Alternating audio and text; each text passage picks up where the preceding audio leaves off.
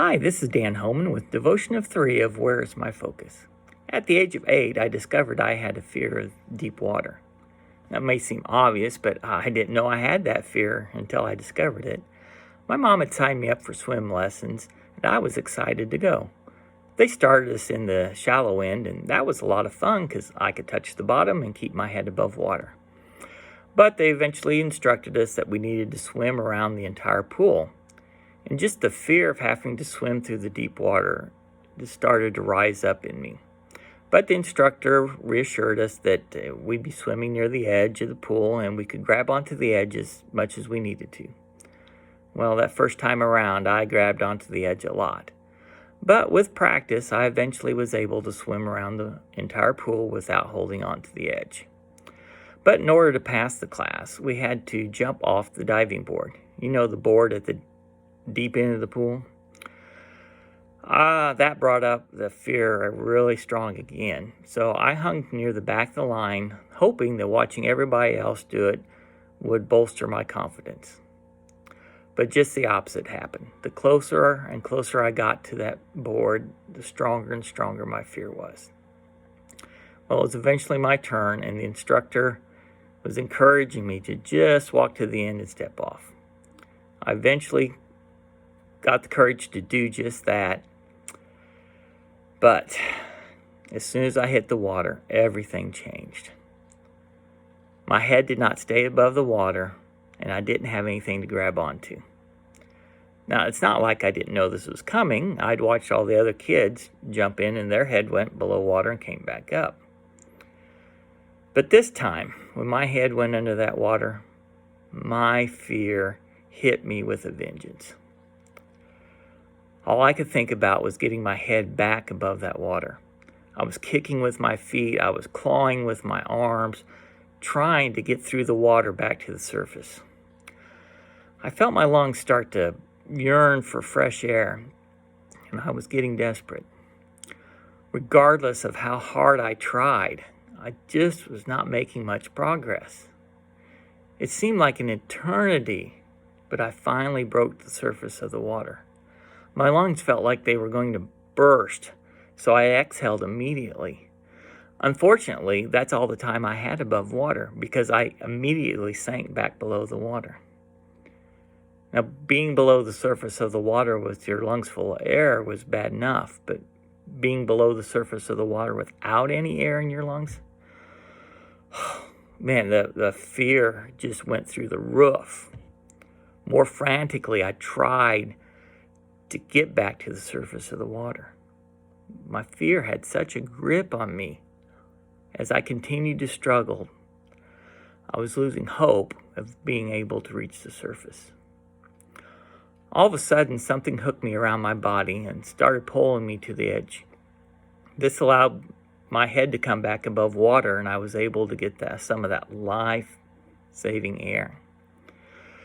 Though it seemed like an eternity to me, the short time I had been struggling, a lifeguard had sprung into action and used a life-saving hook to rescue me.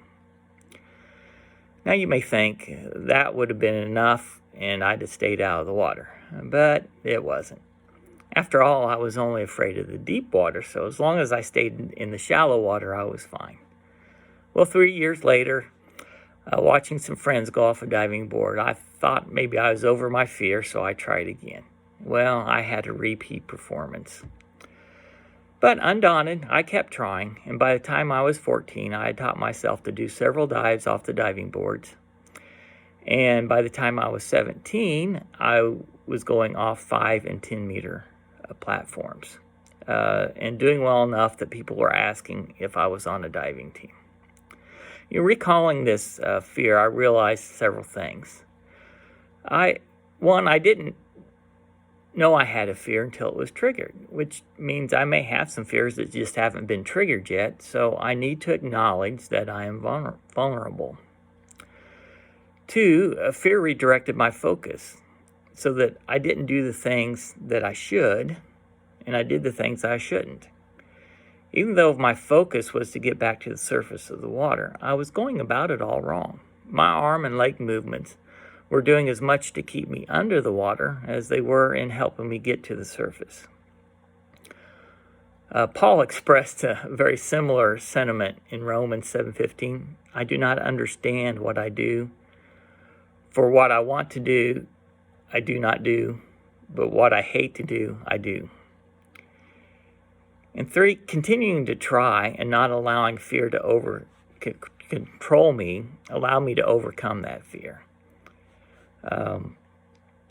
James 1:12 reminds us, blessed is the one who perseveres under trial, because in having stood the test, that person will receive the crown of life that the Lord has promised to those who love him.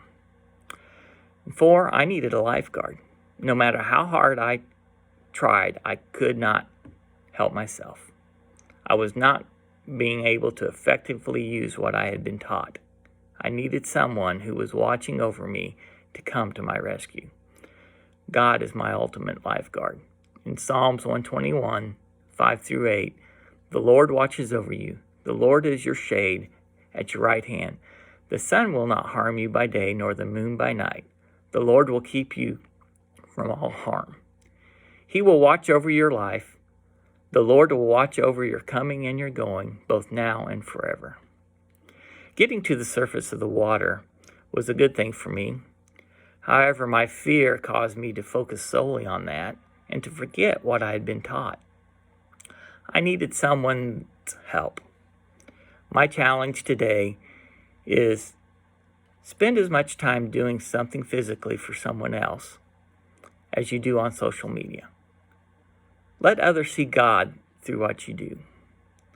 Galatians 6, verse 9 reminds us, let us not become weary in doing good, for at the proper time we will reap a harvest if we do not give up. Stay tuned for the last devotion 4 in Where is My Focus?